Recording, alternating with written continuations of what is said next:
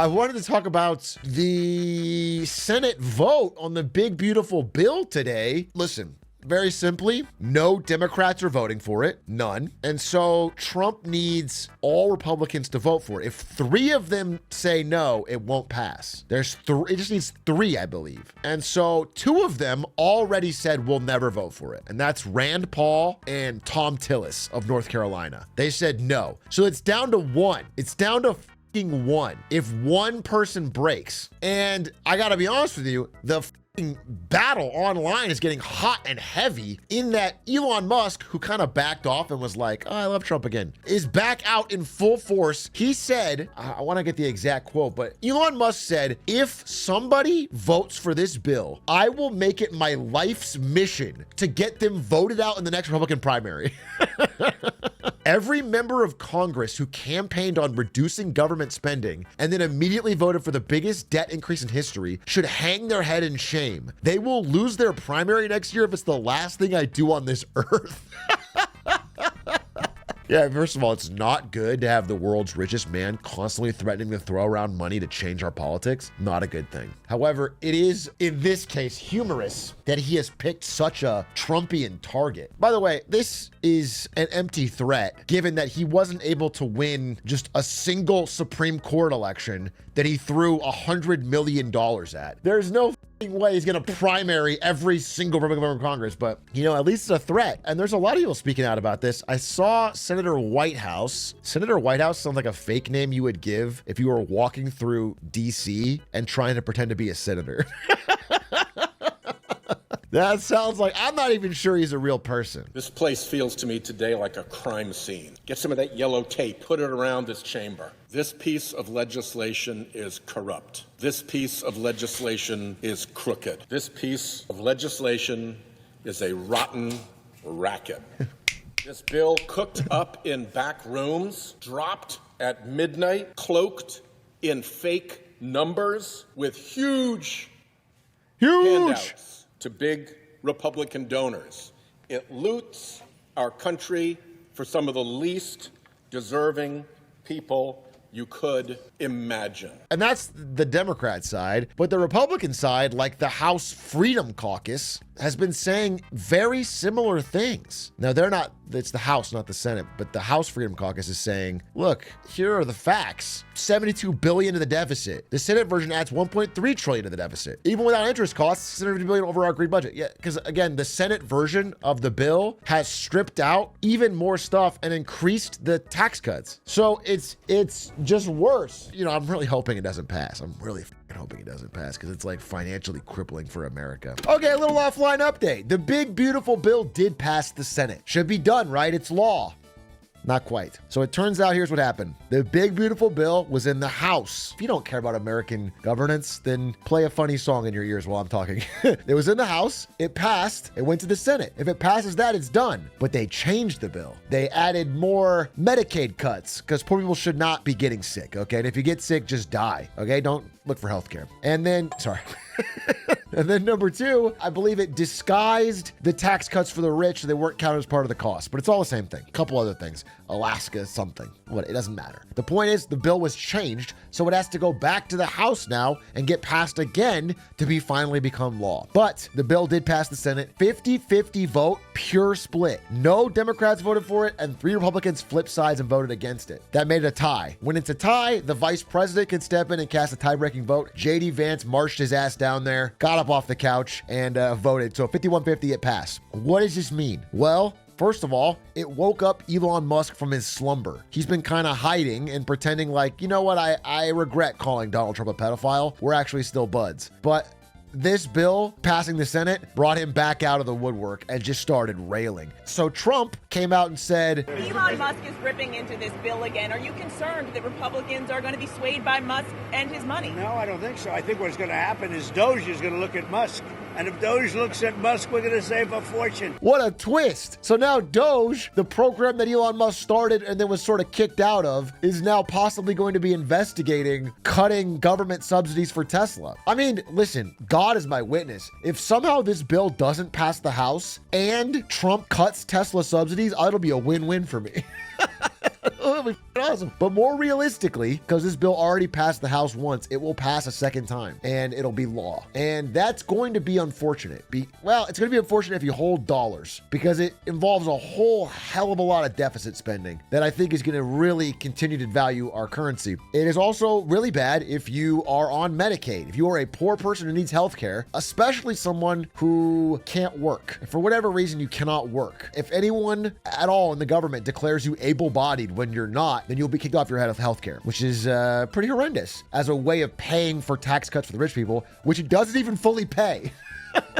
It's part taking healthcare from poor people and part just borrowing it so that you can pay less taxes if you're rich. Actually, so I can pay less taxes. Thank you, actually, if you voted for this bill. It's going to save me an average of $6-7 grand tax season. I don't know that I need it. I'm pretty sure I don't need it, but that's what's going to happen. So the bill sucks. It's going to the House. People are chirping against it. I mean, there's a possibility. It's very unpopular, to be honest. I think among people who have seen this bill, it has become more and more unpopular. However, there's a real push from Trump, and he's got the will. He's got the authority to get it through. Everyone's kind of falling in line. Even people, dude, I think on a previous episode of the Big A Clip Show, I talked about Senator Ron Johnson, who went on a media tour railing against this bill. He was just talking about it on Fox and CBC and CNN and saying this is a huge deficit buster and it's a disaster for the country and I will stake my political reputation and not vote for it. And then he voted for it.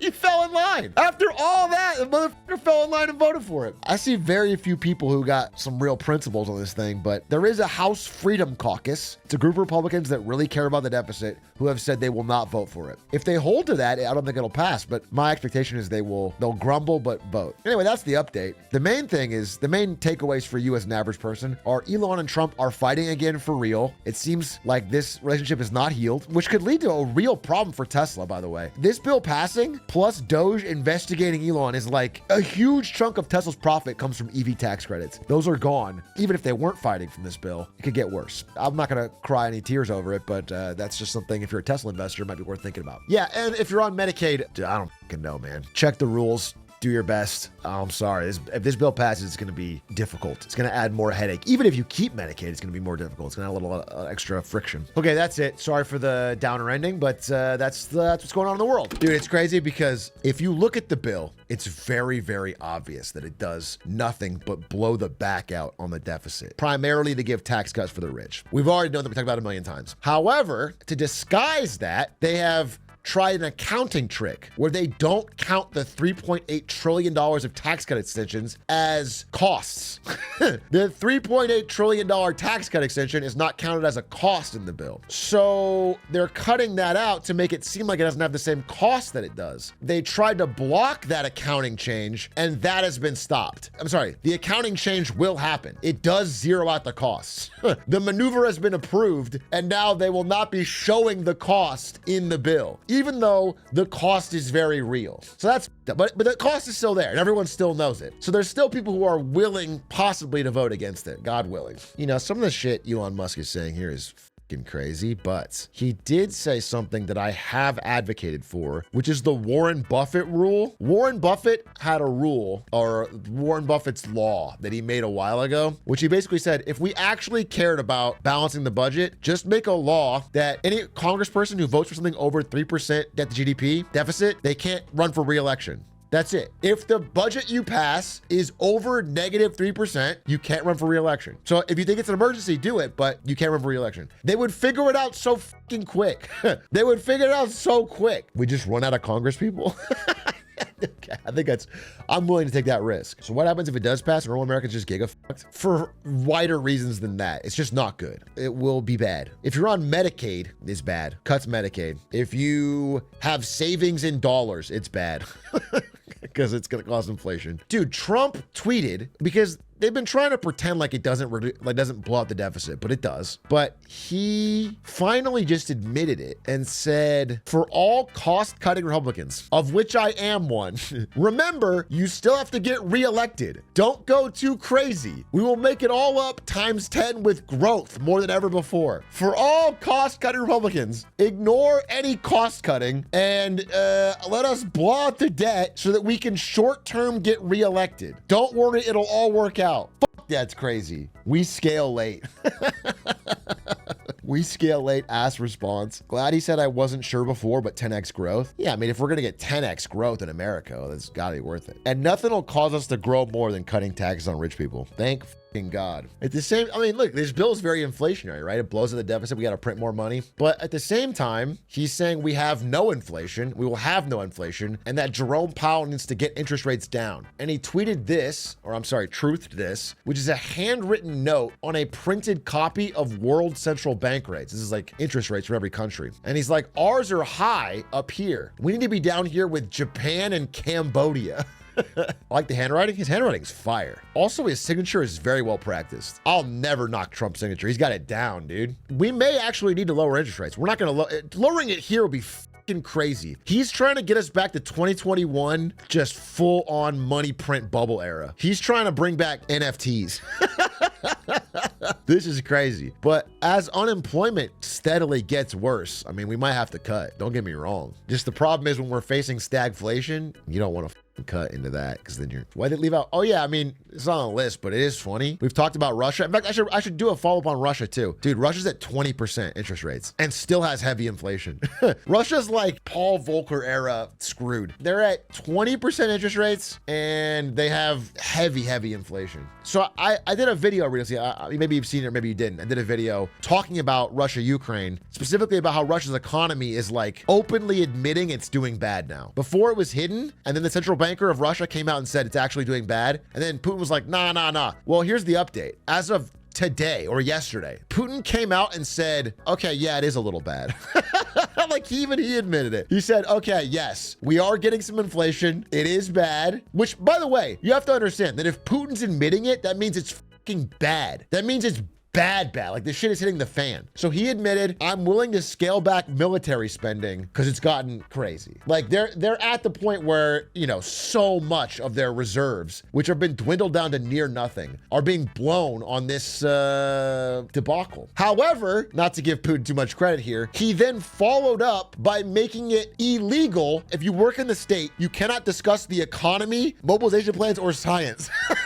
He basically made a new state secret law that makes it illegal to do what the central banker just did, which is reveal the economy is doing bad. She revealed that there's problems. He can't fire her because she's important, but he made a new law making it illegal for her to do that again. So that may be the last time that we know any real data about how Russia's completely blown their economy up. Does this mean war efforts will scale down? Well, that's the fucking $1 million question, man, because how does he back down without a win? How does he get out of this, dude? If he just quits, he loses face. If he keeps throwing money at it, the economy implodes. If he cuts back spending, he can't get the win. He's in a real pickle, a real bind. And I'm not to say, listen, when I bring this up, I'm now I would say extremely confident based on the sources. And also I read some really high level, like PhD analysis on the central bank statement that like there is serious economic turmoil in Russia. I'm confident in that, but I'm still question mark on Ukraine in that it seems like Ukraine is just as bad, if not worse. I don't know how they're holding up. It could be equally bad, if not worse, right? I don't know that. And that's the question mark on how this whole thing goes. I don't know if they're going to collapse. I don't know on Ukraine, but I do know that the costs for Russia are severe, like deeply economically severe. And it's now hitting. It's hitting now. It does feel like this has become a real headache. He keeps spending on weapons, but says he's not to the world and foreign investors. Is that the age old, if we print money in secret, there won't be inflation trick? Do you think that people being told about it is what causes the economic problems? Or do you think perhaps that it's just the spending itself that is the economic problem? I'm still not convinced that doesn't work.